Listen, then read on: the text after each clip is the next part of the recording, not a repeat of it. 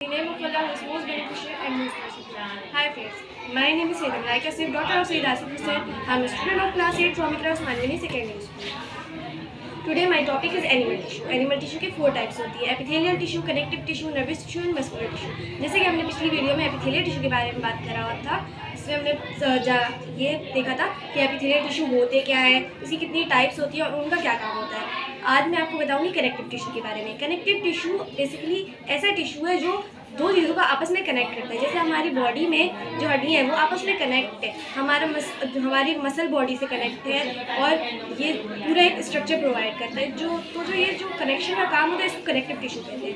Connective tissue हमारे internal organs यानी जो चीज़ें आंखों से नहीं दिख सकती इंसान की, जैसे हमारे ब्लड वेसल्स, हार्ट, लंग्स वगैरह, इन सबको प्रोटेक्शन प्रोवाइड करता है। कनेक्टिव टिश्यू की भी 7 टाइप्स होती है: ligament, tendon, cartilage, blood, bone, adipose, एल्यूलर। Ligament tissue जो होते हैं वो बेसिकली दो हड्डियों को आपस में जोड़ने का काम करते हैं। जैसे हमारे फिंगर्स के बीच में जो हड्डियाँ होती हैं, हम इसको आराम से मूव कर पाते हैं।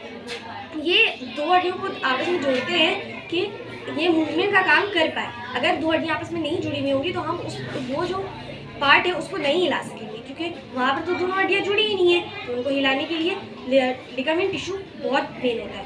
और इसके अलावा होता है टेंडन टिश्यू।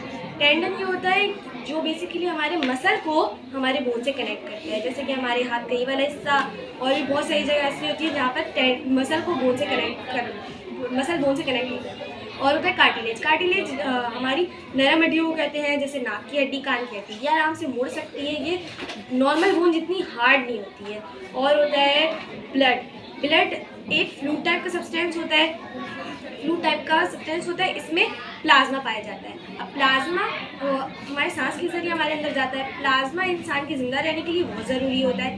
प्लाज्मा में 72% वाटर होता है, 7 से 8% प्रोटीन होता है और 1% इनऑर्गेनिक सॉल्ट, कैल्शियम, फॉस्फोरस या नॉर्मल सॉल्ट वगैरह होते हैं।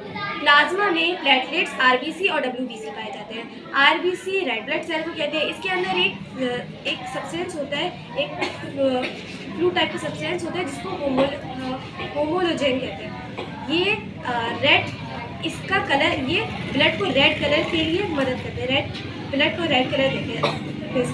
और होते हैं डब्ल्यूबीसी यानी वाइट ब्लड सेल, और होते हैं प्लेटलेट्स।